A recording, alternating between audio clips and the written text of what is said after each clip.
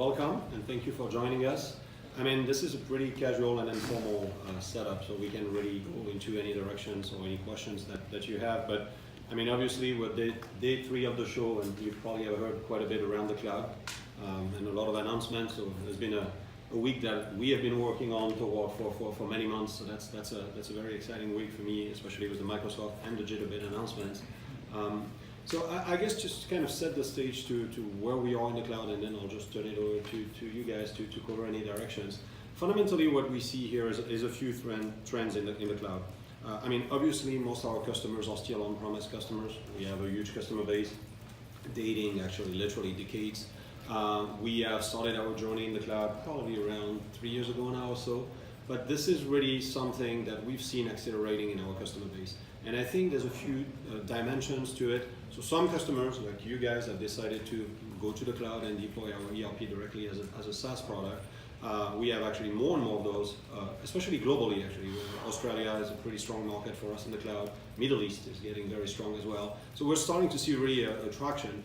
What's more interesting as a volume play is that a lot of our customers are starting to consume cloud modules on top of their on-prem ERP as well. So we see a lot of hybrid situations.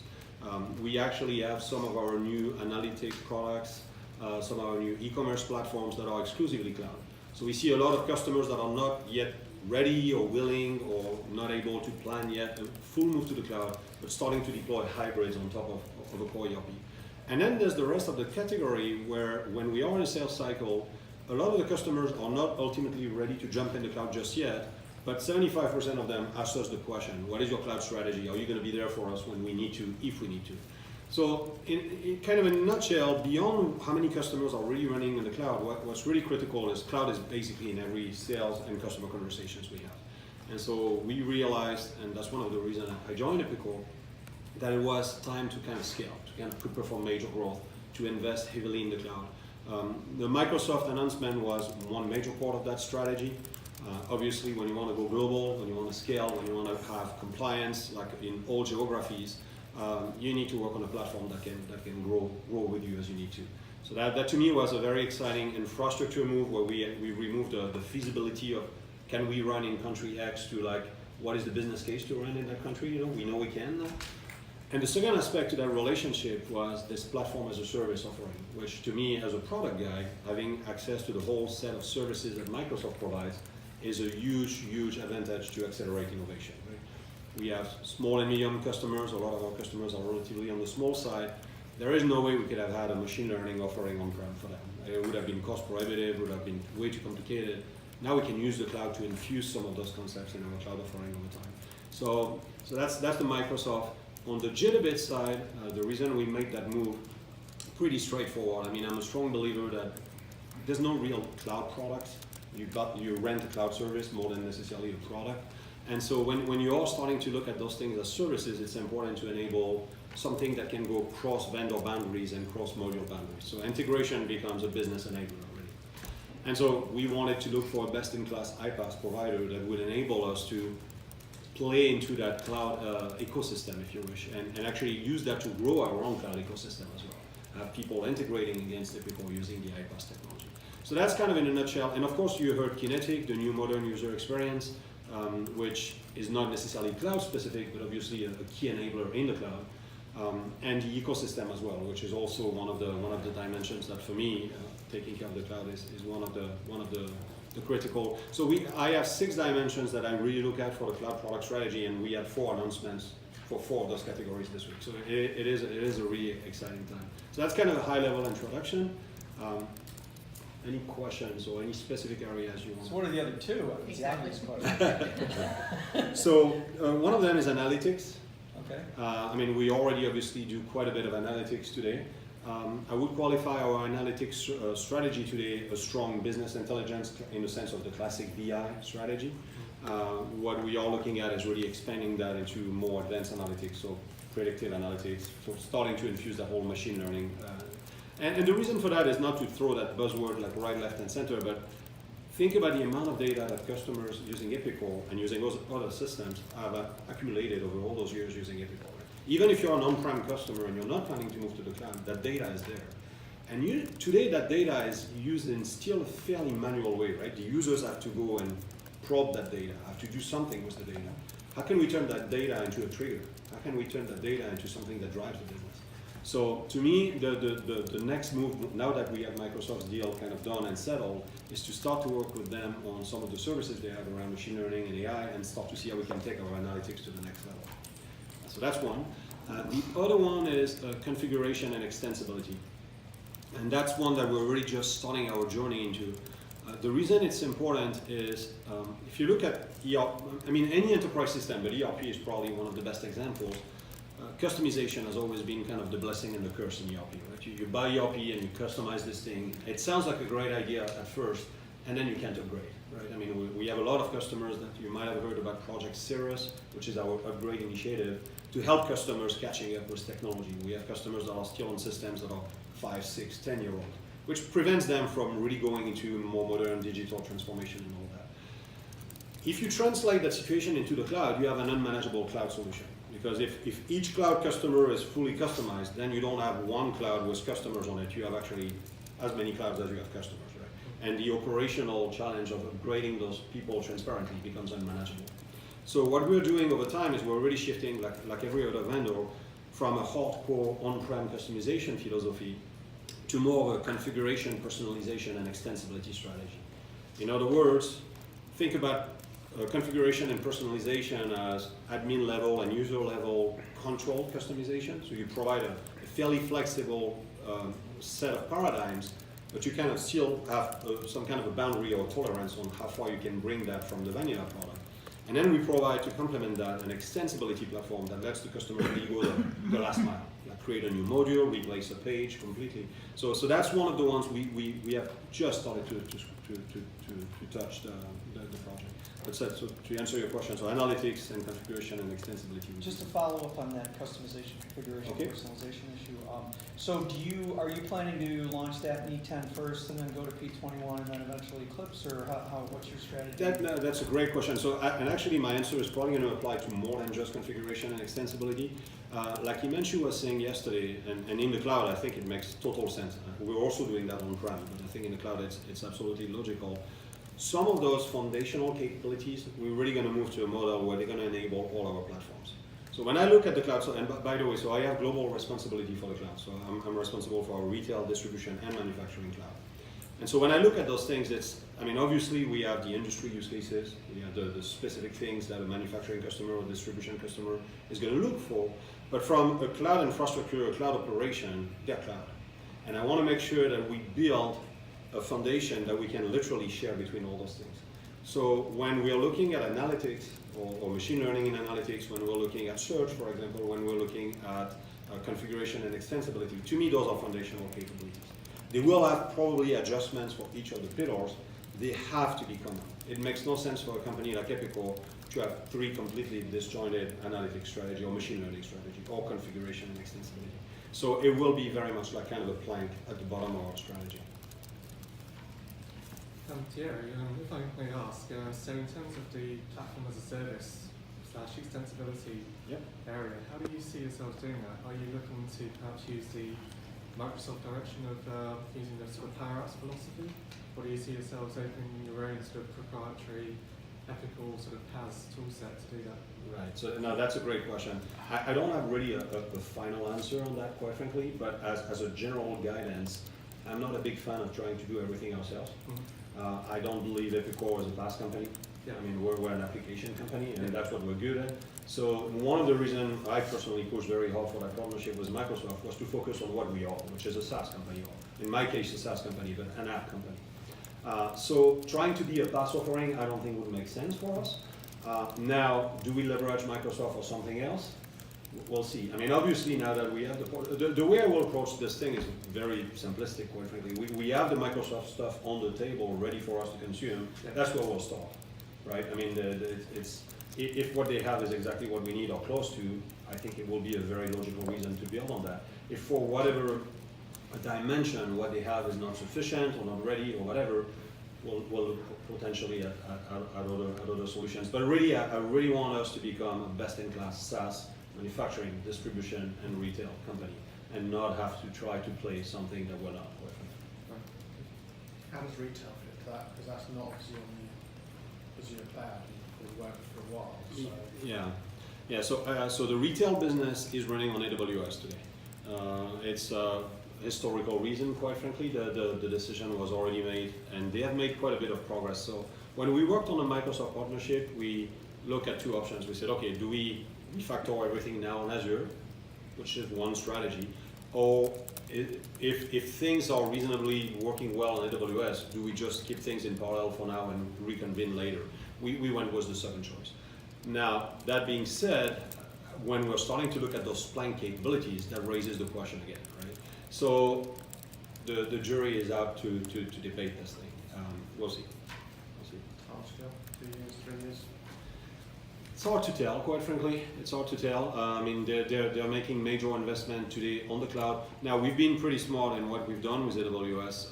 We've before the whole global partnership with Microsoft was signed, the company had not really selected a vendor in terms of cloud. So whatever we were doing, we already had pockets of Azure, pocket of AWS, retail was going with AWS. We had to make sure that we were not locking ourselves in. So they actually have literally defined a transition plan which predates my arrival in the company in case they would have to move to Azure. So we actually know what's required and how to do it. Now, it's really a business decision that we'll have to take at some point, but it's not in the very, very short term for sure. So I'd like your impression on your competition who's currently in the cloud. For example, like Infor has their Ion strategy, and Oracle has the Fusion strategy. NetSuite's got the build for NetSuite, Force.com. Which way do you think you're going to move as far as Epicor? Are you going to allow a platform to, like, the logical things are Avalara and Tykinetics and PaceJet, those kind of folks to like build on the back end and have an automated integration going on? Where do you think you're going to go in the next 2 to 3 years? Yeah, no, that is actually a great question. And so, by the way, I was part of the Fusion application team at Oracle. So I was at NetSuite. Oh, okay. So I know that stack pretty well. Yes, that's something we haven't done yet, and that's something that to me is a gap or a missed opportunity, I would say, actually. Again, I'm a big fan of what Salesforce has done over the years. I think they really have defined the benchmark of how to build a cloud application. And one of the reasons I believe they're so successful, I mean, yes, they have a great CRM, but I think they have really enabled this literally fan club of partners that have created this monstrous set of solutions, right? And so we're coming from an ERP world, an on-prem world where things are a little bit more kind of black box, and we need to transition more and more to that model. The ecosystem that we have announced this week is just the beginning of that journey.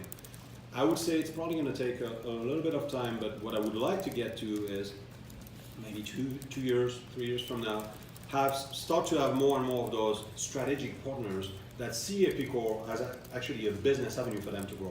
And of course, by doing that, helping us to penetrate new markets, new geographies, new use cases. But that's in the cloud, that's a no-brainer. I think that's something we have to tackle and we have to do properly. Well, that ISV partner portal is a good first step. Exactly. Yeah, yes, and that's really something to me. We have taken it like before we run, we're going to learn how to walk. So that's really the first step. Once this thing is up and running and properly set up and growing, then we can go a little bit more aggressive. Other thoughts are, for example, when we were talking about integration and JIT a bit earlier, I'm also a big believer in this kind of a social sharing of stuff between customers, right? A lot of those iPaaS solutions, recipes that are created by customers, sometimes are shared with another community of customers. To me, that's where really the cloud gets this kind of acceleration.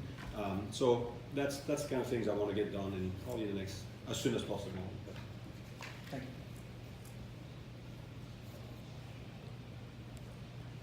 So I have a question for Sean, if you don't mind. Please. So you implemented, went live January of this year? Yes. And what version of E10 are you on? 10.2, I think. I think it's now 10.2. I think we're up to 5 or 6, if I remember correctly. So yeah, the question I would have is, I know they release hot fixes like on a monthly basis. Are you receiving those by virtue of being in the cloud, or are you opting out? Or We receive them. I believe we don't have a choice. For the most part, they've Good, been, I like that answer. well, it's a cloud solution, right? You're Yes. supposed to have a choice. Right. We have been receiving them. For the most part, they've gone smooth. We've had a couple issues when we come in Monday morning.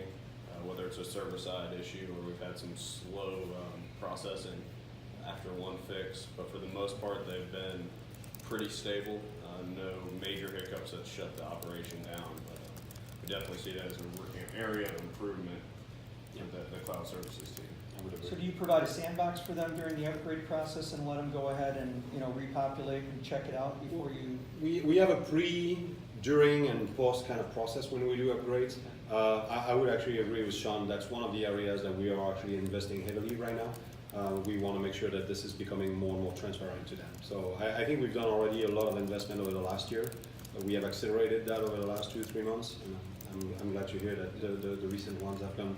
But I think we want to take it like in a more disciplined and aggressive way. So there's a lot of things really, operational excellency, and that's one of. If you look at some of the major investments that we have on the cloud, one of them was infrastructure, and so these are literally Steve Murphy kind of level of direction for the cloud. So infrastructure, so global security, etc. So that's a Microsoft track. The second track is operational excellency. I mean, right now our cloud business is growing really, really nicely. We need to make sure that this thing scales and actually gets better and better at being operated by Epicor. And then the third one is really around like growing those planks that I was talking about earlier. But so yes, so we had some hiccups in the past on some of the upgrades. We've learned our lessons. We're spending a lot of time talking to customers. I've been spending a lot of time talking to a lot of the team. Our CFOs have had and conversations. That has been great. But yes, so we have a new CIO as well that joined around 8 or 9 months ago. And so this whole dynamic is really accelerating, which is actually the exciting part of being part of that team. So how many customers are currently on your cloud? Is it all Azure, or do you have other like dedicated tenant cloud environments? So until this announcement, we had a little bit of bits and pieces all over the map, depending on the geography, depending on the product. We had a mix of partner-run clouds, or colo centers, or Azure, or AWS, and that's one of the reasons also to converge all that onto Azure and retail for now on AWS. The challenge we have when we count our cloud customers is how do you define a cloud customer? So there's the pure SaaS, and then there's the hybrid. When we talk about our numbers around cloud, they're really, what we count in cloud customers, when we talk cloud customers, are really pure SaaS customers. People like to follow it that have really gone and deployed their core product. What I can tell you is the number today of overall cloud customers, I think is ready to reach 600 or something like that globally, give or take. And what percentage of that would be E10 versus P21? You know what? I don't have the exact breakdown. I mean, the E10 was the first in the cloud by in terms of time, so definitely a good proportion of that will be manufacturing. Now that being said, distribution is the fastest growing market we have in the cloud actually, and some of the largest deals that we've closed recently were distribution cloud customers. So I see distribution as closing on pretty quickly actually. And when you say pure cloud, is that single dedicated or multi-tenant? Yes. What's the split? Yes, you know what? I don't necessarily have the perfect split, but I would say that on the manufacturing side, a huge proportion of them are actually on the multi-tenant solution today. Dedicated tenant is following, and then single tenant is more kind of the exception to the rule, I would say, and which is a good mix actually. And what will you? We're multi-tenant. And how long does the upgrade from multi-tenant take from kind of pushing the word go through to completion across the environment? You mean when you go from on-prem to the cloud, or specific No, upgrade? in terms of upgrade within multi-tenant, so you Yeah. also have to upgrade several customers at a time. I'm just wondering how many customers and how long to actually take. Right. So this is usually something that is done. The part where we touch the customer is usually kind of done in like a day. Actually, there's a lot of preparation work behind the scene, of course, and there's a lot of scripts that we run. So we do a lot of sandbox testing. I mean, all the classic stuff. The beauty of the multi-tenant architecture is when we push this thing, it's actually extremely efficient to push to all the customers at the same time. So dedicated and single tenant obviously is much more expensive because it is a one customer at a time. I mean, it's automated, but it's separate instances. So go ahead, please. Sorry. So out of those numbers that you have, how many are net new? That's a good question. I don't know actually the answer. Do you know? No, I don't. No? Maybe you can follow up? Yeah. Yes. Yeah. Let me take a note. That's a great question.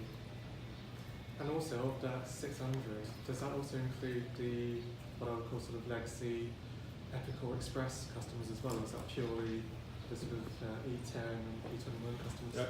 There are a few, but it's a number that has not really, that has kind of, a lot of them have actually, so there's a few things that happen with Express. One is we're not pushing that product, so it's not growing. Yeah. And we have some customers that decided to basically move on. A lot of them are actually migrating to a more modern, so multi-tenant or dedicated tenant. Yeah. So there's a few left, but it's marginal at this point. So I'd like to ask the obvious question, with Lisa coming from Infor, Cloud Suite, methodology, Yep. putting together implementation bundles and focusing on that. Are you guys looking to do some of that too? You haven't mentioned that in your 6 points yet, but are there gonna be industry micro-vertical specific cloud offerings that have, like for example, an Avalara and a PaceJet for distribution, and, things of that nature, even like, using some cloud WMS products and Magento and commerce space? Yeah. So we are already using Magento, by the way, on the e-commerce side of things. So we have what we call ECC, which is our e-commerce platform that is built on Magento, actually. Okay, I was knowing that. Yeah. So, and it's a really successful product, actually. We do sell it a lot against our own ERP, but we sell it actually to people that are using other systems. So it's one of those edge products. So it's not a core product, but it's one of those that is pulling a lot of those hybrid customers that I was talking about earlier. In terms of how we are planning to go about selling the application, definitely. So, and by the way, very similar to what Oracle is doing as well. Like the way we were going to market with Fusion Apps was very similar. Like a lot of process-driven, like order to cash, procure to pay, and all those things. So Lisa has been around a little bit longer than me, but not that long as well. I would say that Lisa on board, myself on board, the new CIO on board, the Microsoft stuff kind of setting the foundation. Now is the fun restarting. And yes, absolutely, that's one of them. We want to invest in tailoring. The vision I have for a cloud application is it's not a cloud application that has 1,000 features and you pick and choose what you need. It should be a business service. It should be a menu of business services that you can pick and choose from for specific needs that you have. Who's that new CIO? Sorry, that's not Larry, is it? Rich Moore. He's based out of Austin. He's here this week, actually. I'm seeing him yesterday. Great guy. He comes from Rackspace and Dell, I believe. Okay. And a lot of experience in running clouds. So. Question for Sean. So did you move from an existing Epicor product, or were you sort of net new to the company? And if so, what else were you considering? We were a net new company. We heavily looked at Infor. We also looked at Plex. And Microsoft Dynamics were really the top four, and we decided to go with Epicor because we have a really flat structure in our management team, and we run 5 companies between North America and Europe, and it seemed very easy for us to deploy the software mobily to all of our different sites, manage it, and seem to have the best tools set for, we really like the BPM processes and the BAQs for us to really see the data from anywhere in the globe and allow us to keep consistent processes. So for us to have multi-sites, we saw it as the best solution for us. And from a sort of functionality perspective, was there anything which was missing, or you had to sort of build on top? One customization that we invested heavily in was the ability to move orders between sites. So we kind of have a central processing area.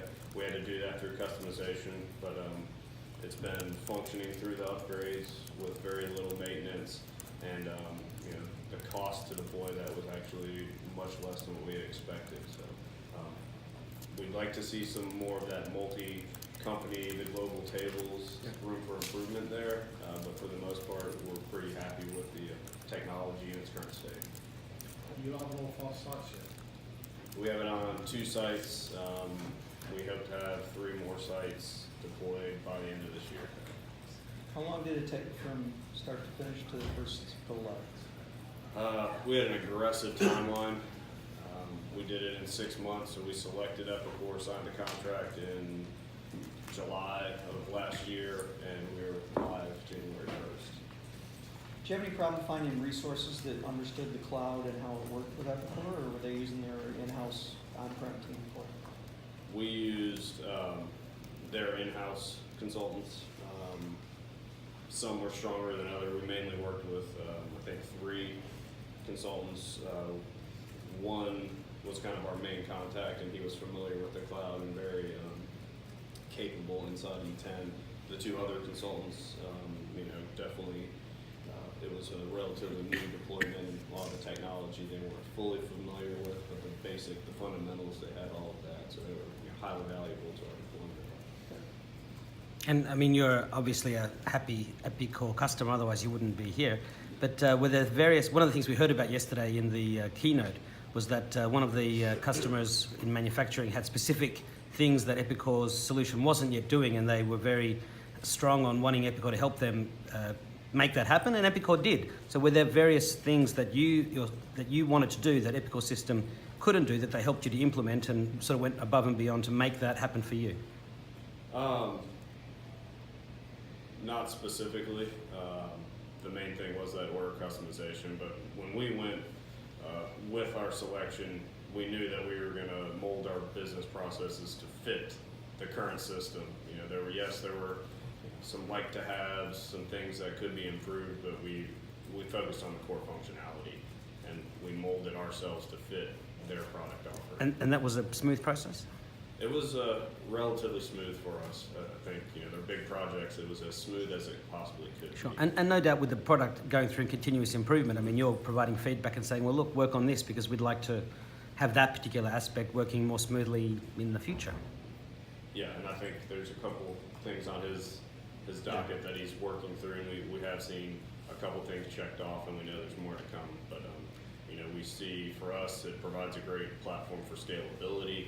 As the system grows, we can grow with the system. Our previous system, we were getting to the point where it was a crutch for us, and we had to make a monumental shift in our business software strategy. And so you've obviously seen a lot of productivity or profitability improvements after putting this system into practice. We're seeing efficiency, but the biggest thing to us right now is the visibility. It's a much more advanced system than what we were on, so we're now able to, instead of manage on assumptions, we're able to actually analyze the data, find targeted areas, and go tweak those very quickly. It was almost, once we had about a quarter worth of data in the system, we were able to pick out projects, and we're now actively going to attack those from an operational perspective. So just the visibility has been phenomenal, and we're using that day by day to drive the profitability. Okay, thank you.